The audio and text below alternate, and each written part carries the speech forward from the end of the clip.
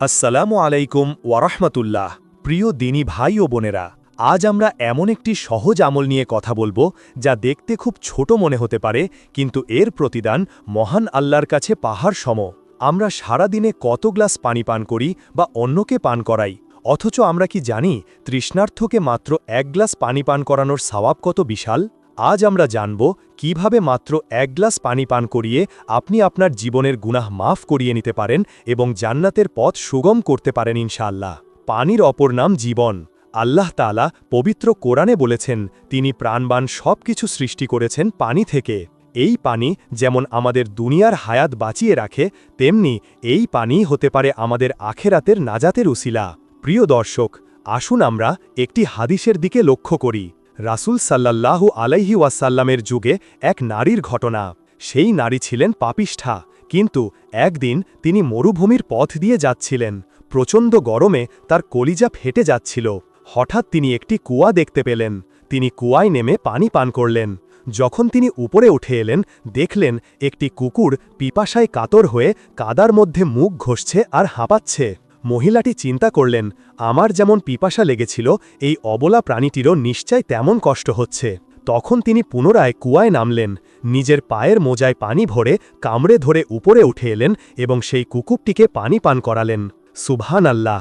আল্লাহ তাআলা সেই মহিলার এই সামান্য আমলটি, এই একনিষ্ঠ দয়াটি এত পছন্দ করলেন যে তিনি সেই মহিলার জীবনের সমস্ত গুনাহ মাফ করে দিলেন এবং তাকে জান্নাত দান করলেন। সহিহ বুখারী ও মুসলিমের হাদিস নম্বর এটি প্রমাণ করে। চিন্তা করুন, একটি কুকুরকে পানি পান করিয়ে যদি জান্নাত পাওয়া যায়, তবে কোনো আশরাফুল মাখলুক বা মানুষকে, কোনো রোজাদারকে বা কোনো তৃষ্ণার্থ মুসলমানকে পানি পান করালে আল্লাহ তাআলা কত বিশাল প্রতিদান দেবেন। রাসূল সাল্লাল্লাহু আলাইহি ওয়াসাল্লামকে একবার সাহাবী হজরত সাদ ইবনে ওবাদা রাদিয়াল্লাহু আনহু জিজ্ঞেস করলেন, হে আল্লাহর রাসূল, আমার মায়ের ইন্তেকালের পর তার নামে আমি কোন সদকাটি করলে সবচেয়ে বেশি সওয়াব পাওয়া যাবে?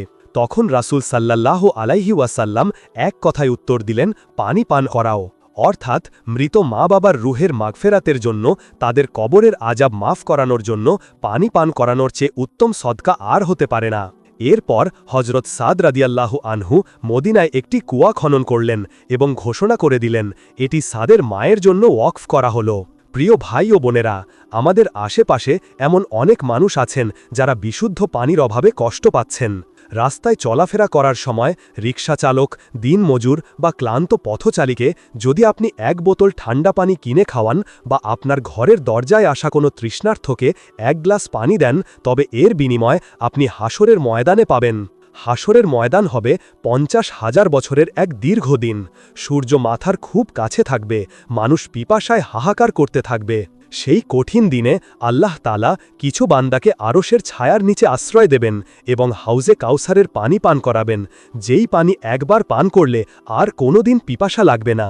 দুনিয়াতে যারা আল্লাহর সন্তুষ্টির জন্য তৃষ্ণার্থের মুখে পানি তুলে দেবেন, ইনশাআল্লাহ আখেরাতে আল্লাহ তাদের তৃষ্ণা মেটাবেন।